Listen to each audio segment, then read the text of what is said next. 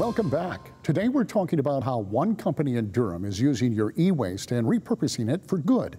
Joining us again is Larry Herst, founder and CEO of Triangle E-Cycling, and also with us is Rick Sheldahl, Director of Career and Technical Education for Durham Public Schools.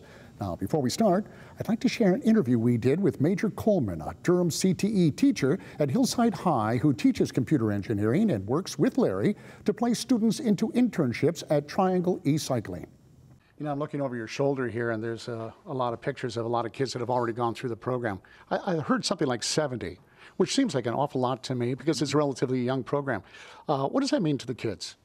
Well, it gives them an opportunity to, of course, you have all of the lecture that actually goes on in the class. Then they have an opportunity to come out here and do hands-on. Now, we do some hands-on in school. However, this is more like front line, what's really happening out there, and they can see their product actually go out to the world, and they can actually see this stuff work now. So that's makes it really cool. How are the kids? Are they enthusiastic about a program like this? They want to get involved? I use this program as a teaser for them. Yeah. And I say, hey, if you do this, then there's a possible opportunity for you to actually get out during the summer, work as an intern, and make some money. So it really inspires them to really do as good as they can. What an amazing program.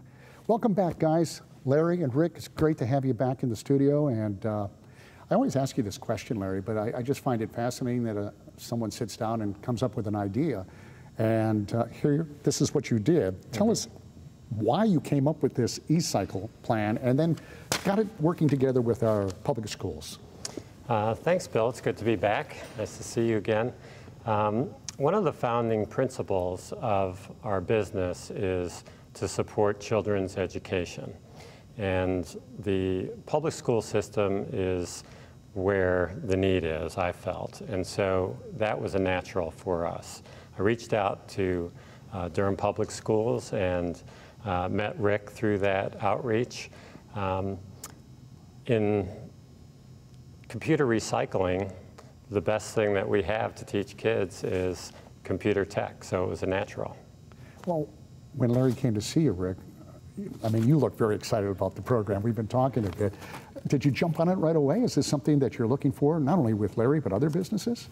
Well, what's funny is I didn't jump on it right away. Larry had to pick at me a couple of times because you get approached by people from outside of the community and you don't know whether they're real or not.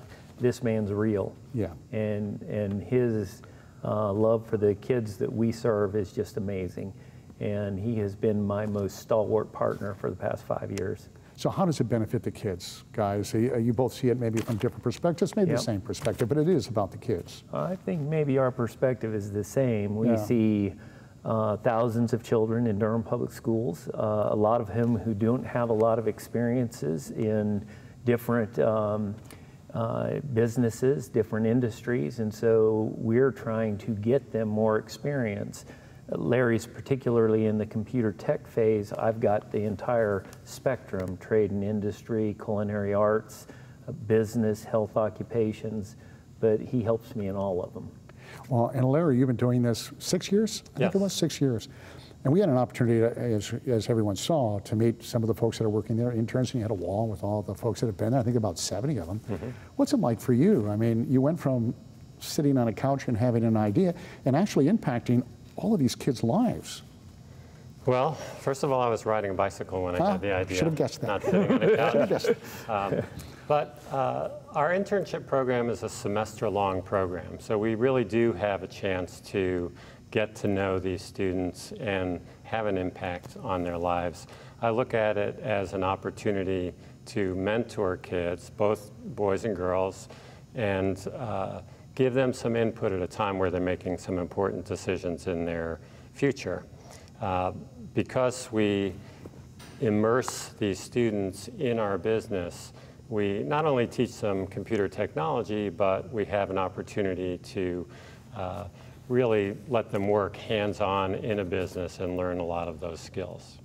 What about the kids, Rick? I remember this growing up. I think I may have mentioned that a number of times. There was a lot of this in high school for me when I was in school. And it seems like it's, and I think it's a good thing that we're seeing more and more of it now. How do the kids take to it? I mean, are they excited about it? Is this something they they're loving, or do you have to kind of give them a nudge? I think it's a little of both. Once they get hooked in it and they see how what they're learning in their education, their math and science, how it applies to real life, and they're actually getting to build something, fix something, have something that really has benefit, then all of a sudden their interest gets piqued. And that's where the beauty comes in, and where it's worth all the work we put into it, is when they see the light and they go, yeah, that's what I want to do. Guys, let me ask you about CTE boosters. What is that, and is it important? It's a nonprofit. I'm a retired lawyer, and I volunteered the time to set up a North Carolina nonprofit corporation that is really going to be focused on raising funds to help support kids that are in the CTE program to do things that CTE money cannot fund. And Rick can tell you more about that. Yeah, and where that really comes into play is like when we have businesses who, like the startup community in Durham, they don't have money, expendable money, to hire an intern. Well, if we can pay the student a stipend from the boosters raised funds, then we can provide that intern with an invaluable experience in an entrepreneurship or small business type of environment, and that is a win-win. Oh, it most certainly is for everybody. For everybody. Well, one last question, and what's the future? What's your vision, Rick? Well, right now we impact maybe 300 out of 10,000 high school students, and the goal is to get that number, bring it to scale, and that takes a lot of Larrys. It takes every small business believing and seeing what they can do and how they can impact kids. Some of them don't think they can, but they can. And even if all of our small businesses took one young person and mentored that person, it would make a world of difference. You agree, Larry?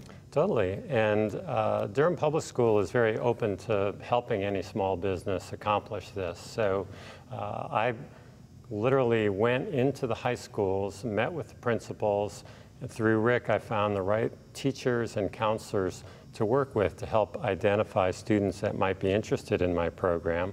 Then at the beginning of each semester, we'll go in and do our little presentation, find kids that are interested, interview them just like for a job, and bring them on in. And any business can do that. It doesn't really matter what their industry is. So do it. I mean, you're watching us today, you have a small business, that's where it all happens, isn't it? That's right.